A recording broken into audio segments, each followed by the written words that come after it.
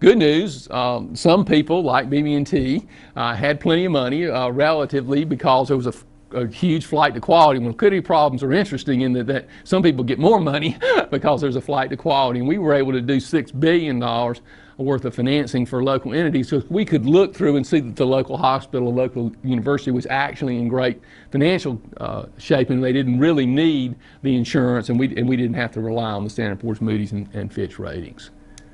Fair value accounting. This is an interesting phenomenon where an accounting system had a huge negative effect on the economy. Accounting systems should reflect economic activity, not cause it.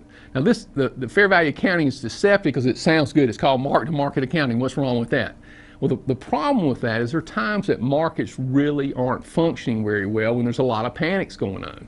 I'll give you a simple example. Maybe I think my house is worth $600,000.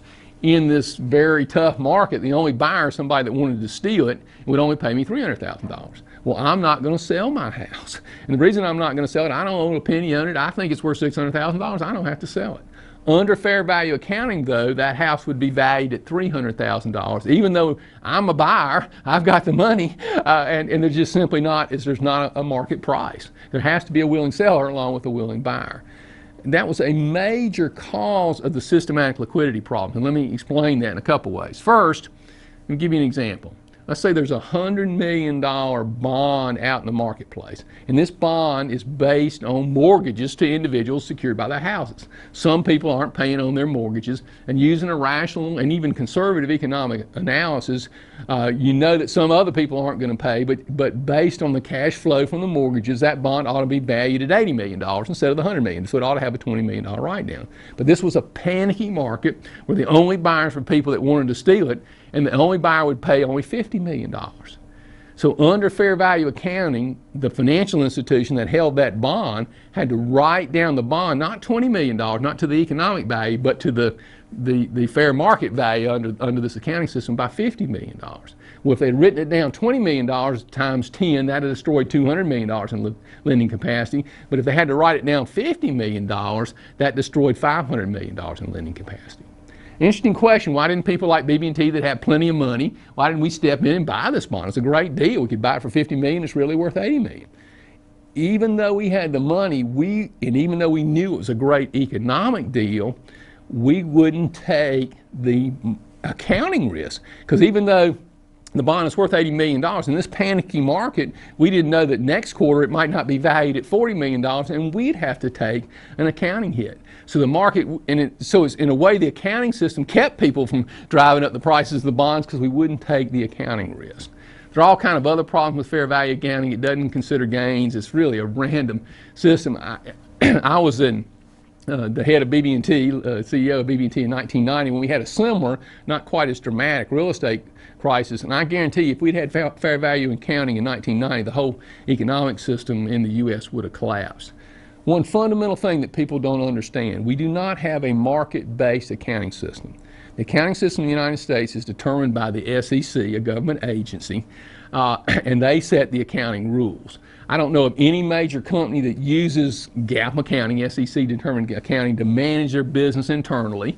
And I don't know of any small business or any hedge fund that uses a GAAP accounting. So the GAAP accounting system is not a market-selected system. I don't think the market would ever use these kind of rules.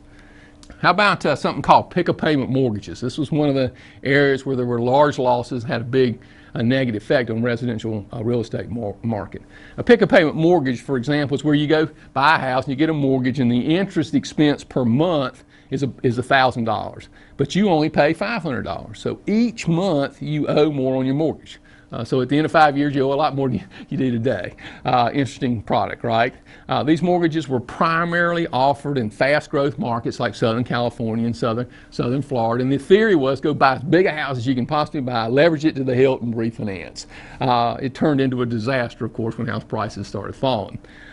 It's interesting, the primary players in the Pic of Payment mortgage market were Golden West, which got acquired by Wachovia, Washington Mutual, and Countrywide, all three of which failed. None of those companies could have financed their product without FDIC insurance. So FDIC insurance made Pic of Payment mortgages possible.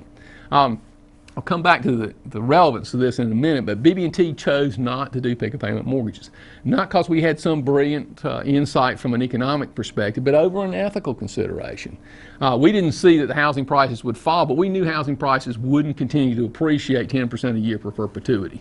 And we knew Pic of Payment mortgages were setting up a lot of people, particularly young people, to get in trouble. And one of the fundamental commitments in our mission is to help our clients achieve economic success and financial security. Now, we expect to make a profit doing it, but we strongly believe we should never do anything that's bad for our client because it'll always come back to haunt us. So over ethical considerations, we chose not to do Pic of Payment mortgages. How did we end up with what's called the origination and sale model in the mortgage business?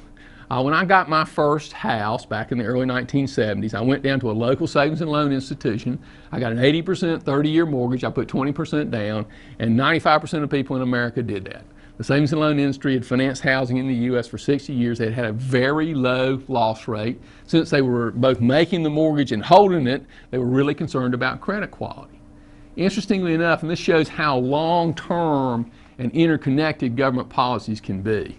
Interestingly enough, the savings and loan industry was destroyed by government policy. And it really started with Lyndon Johnson back in the 1960s. And Johnson wanted to have the war in Vietnam and the Great Society. And to do that, he had to spend a lot of money, but he didn't want to tax people because that wasn't popular. So the Federal Reserve accommodated him and printed a lot of money. Sounds like a little bit like today, right? Printed a lot of money. Unfortunately, that led into huge inflation in the early 1980s. And the Federal Reserve realized that inflation was out of control and they had to break the back of inflation. And to do that, they drove interest rates very high.